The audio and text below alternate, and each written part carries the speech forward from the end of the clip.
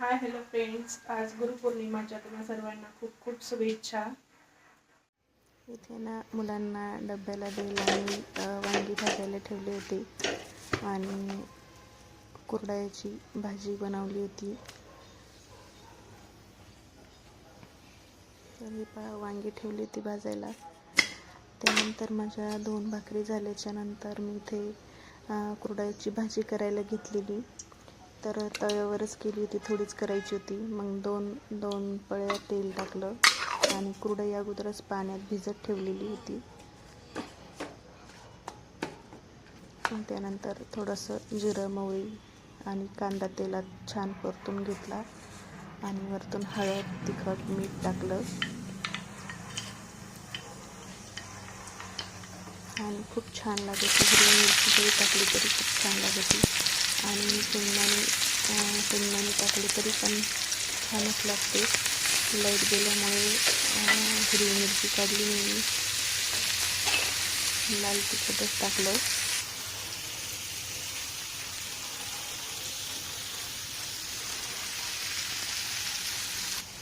आणि त्यानंतर इथे मी मशीनमधून धुणं काढून आणलेलं होतं वाळू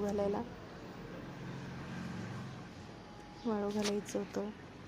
त्यानंतर सर्व काम आवरलेलं होतं आणि इथे देवपूजा करून झालेली होती माझी. तर माझी तुळस उन्हाळ्यामध्ये वाळून गेलेली होती, तर मी छोटे छोटे रोप आणून लावले तुळशीचे. तर ते रवले गेले.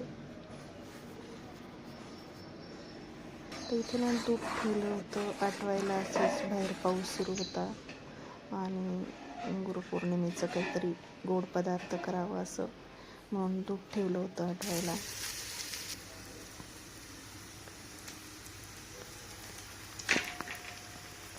आणि बाहेरून जाऊन येईपर्यंत तोपर्यंत इकडं कांदा थोडासा जळून गेला होता.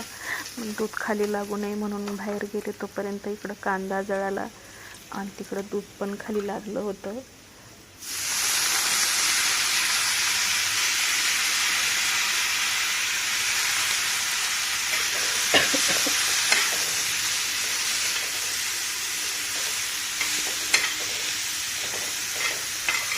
तर छान अशी कुरडयाची भाजी एकदा नक्की ट्राय करून बघा, खूप छान होते.